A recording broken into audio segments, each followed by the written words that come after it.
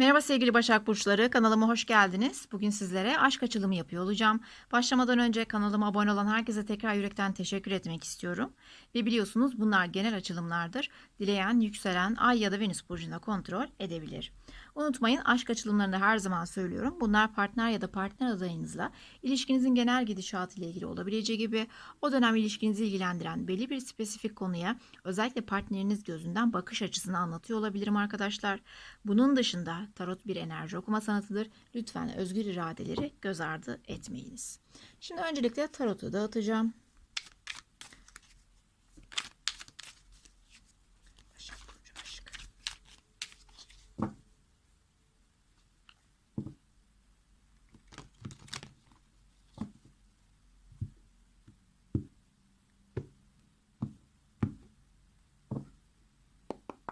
Daha sonra 3 tane enerji kartı seçeceğim arkadaşlar. Geçmiş, şimdiki zaman ve bir tanesini tarotun öğütü kısmına koyacağım.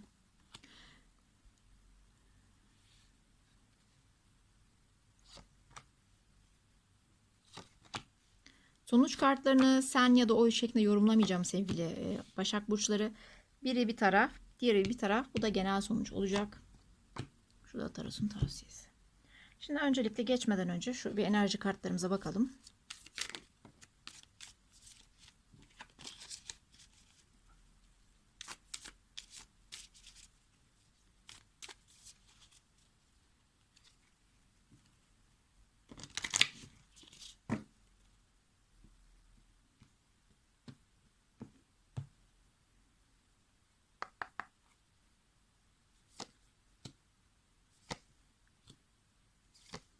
Yakın geçmişte sevgili Başak Burçları bir seyahat, mecburen bir uzaklaşma ya da gerçekten ilişkiye bir ara verme ve bir ayrılma durumu yaşanmış olabilir gibi gözüküyor yakın geçmişte. Bot kartı, yelkenli kartı ile birlikte. Şimdiki zamana baktığımız zaman arkadaşlar Anka kuşu kartı, yeni bir aşama, tekrardan ateşin tekrardan yanması, yenilenme ve transformasyon ve büyüme süreci şu anda ilişkiyi etkileyen enerji olarak karşımızda.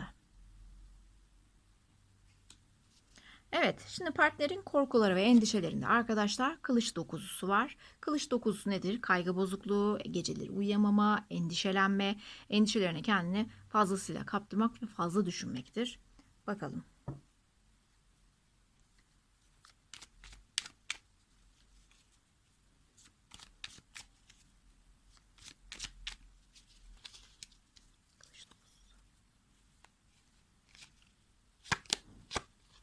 Kupa atlısı ile birlikte.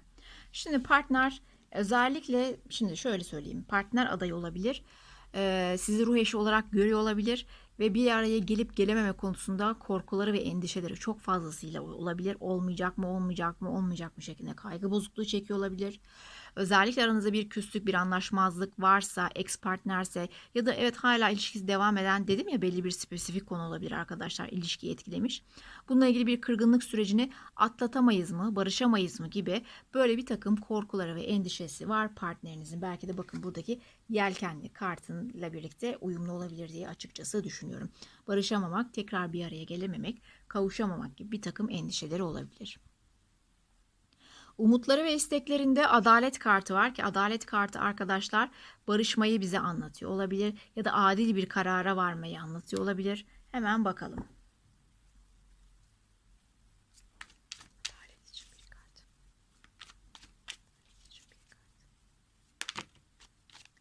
Birden fazla geldi. Adalet için bir kart. Tılsımız, evet.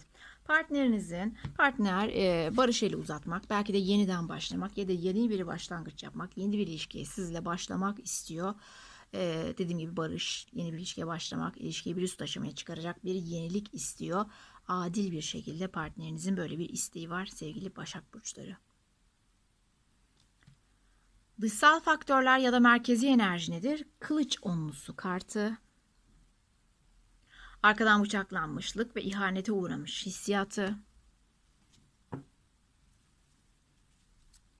İlişkiyi belki de olumsuz etkileyen sürekli kavga modu olabilir arkadaşlar. Anlaşamadığınız bir konu olabilir.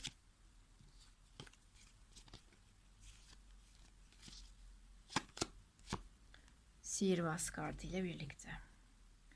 Şimdi şöyle düşünüyorum arkadaşlar. Kavgalar evet ve belki de ayrılıklar ya da bir hata olmuş olabilir. Karşılıklı ya da bir tarafın diğer tarafa yaptığı.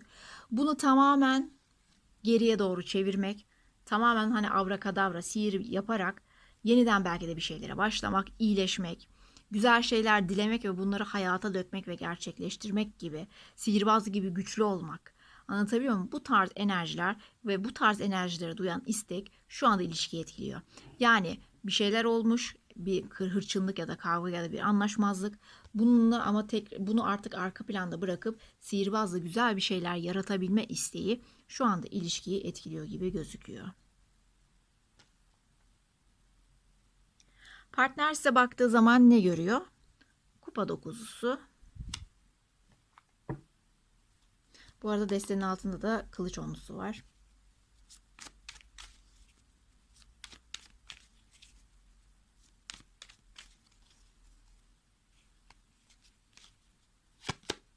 Şeytanla birlikte.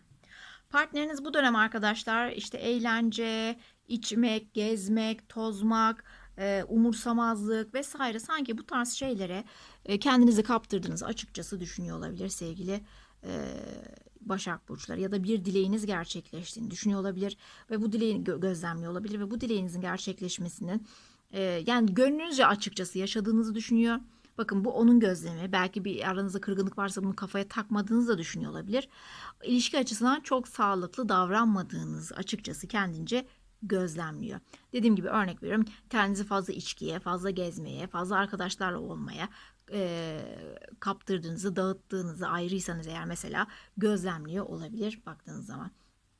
Ya da gayet eğlenceli bir şekilde yine de içmeyi fazla abarttığınızı düşünüyor olabilir. Ama yani zevk meselesi, zevk ve karmik. Bu ikisini bir araya gelin artık siz kafanızda yorumlayın arkadaşlar. Zevk aldığımız her şey her zaman bizim için ne ölçüye kadar yararlıdır, ne ölçüye kadar sağlıklıdır. Bunun takdirini tabii ki size bırakıyorum. Sizden beklentisi ne? Bakın. Ne ölçü dedim farkındaysanız denge kartını açıkçası düşünmeden söylemiştim. Sizden beklentisi arkadaşlar dengeli olmanız. Belki duygularınızı, mantığınızı bir potada eritmeniz, belki aykırı davrandığınızı düşündüğü bir takım hareketleriniz vardır, alışkanlıklarınız vardır, saplantılarınız vardır. Bunları bir şekilde bakın bu kendince arkadaşlar var demiyorum. Bu onun gözlemi ve beklentisi. Böyle bir arkadaş çevrenize fazla vakit ayırıyorsunuzdur, kendisine vakit ayırmadığınızı düşünüyordur gibi gibi. Bunları bir dengeye oturtmanızı bekliyor olabilir. Bakalım.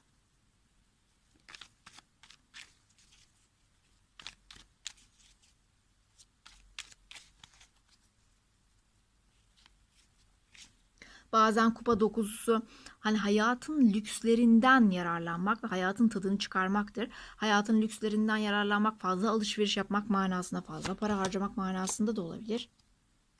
Evet. Ne demiştim? Sizden beklentisi denge kartı ve değnek altılısı kartı arkadaşlar. Evet, sizden bu ilişkiyi dengeye oturtacak, huzura kavuşturacak, başarıya ulaştıracak, belki barışmaysa barışmayı sağlayacak bir takım davranışlar ve inisiyatifler içerisinde olmanızı bekliyor olabilir. Partner ya da partner adayınız sizden sevgili Başak Burçları. Dediğim gibi sonuç kartının ilk kartı kişi vermeden yorumlayacağım. İlk kişimiz Kılıç dörtlüsü enerjisi arkadaşlar. Kılıç dörtlüsü nedir? Bir köşeye çekilmek, meditasyon yapmak, hareketsiz ve sessiz kalmak ve bir şeyleri ile ilgili mantıklı kararlar, sağlıklı kararlar almaya çalışmaktır. Bakalım.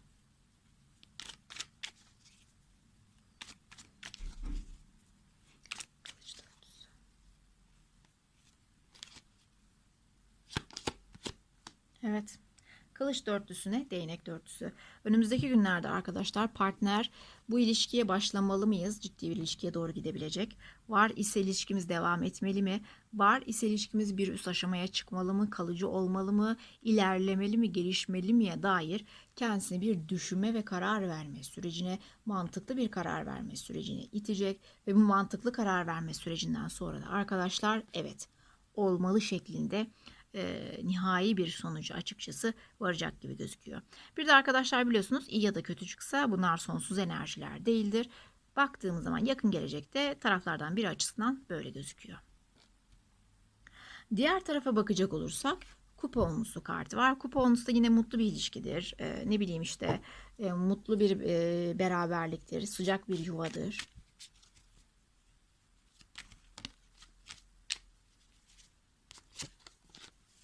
Kupa onlusu için bir kart. Denge kartı. Evet, taraflardan biri, belki de bu siz olabilirsiniz, bilemiyorum. Çünkü partnerin sizden beklentisiydi bu. İşte yuvanız varsa evet, bunun devamı için daha sağlıklı hareket etmeliyim, daha dengeli, daha sabırlı hareket etmeliyim, iyileşmeliyim, iyileşmeliyiz şeklinde bir takım kararlar alabilir. Ya da işte bu ilişkiye gideceğine, ben bu ilişkinin başlayacağına ya da ilerleyeceğine olan inancım tam. Dengeliyim, sabırlıyım, bu kuponlusuna ulaşmaya kararlıyım şeklinde bir tavır, yani olumlu duygular içerisinde olacak gibi gözüküyor her iki tarafa baktığımız zaman. Ortak ya da merkezi sonuçta arkadaşlar değnek yedilisi kartı var. Bir savunma durumu. Bakalım.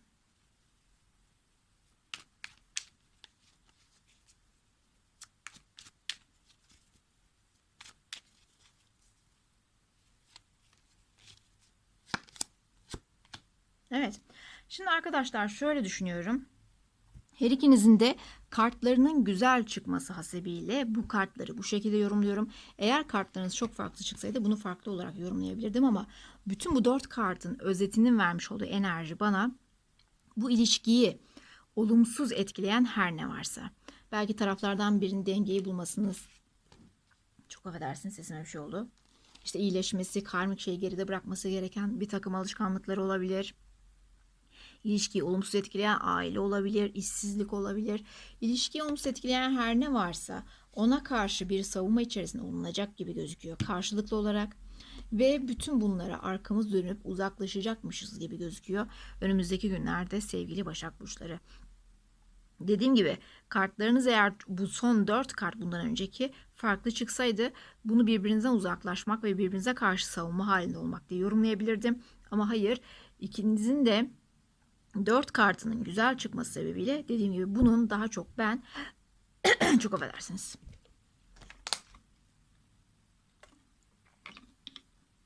İlişkiyi olumsuz etkileyecek şeylere karşı bir yol alma ve arkada bırakma gibi olduğunu düşünüyorum. Tarot'un size tavsiyesi Kılıç Beşlisi kartı.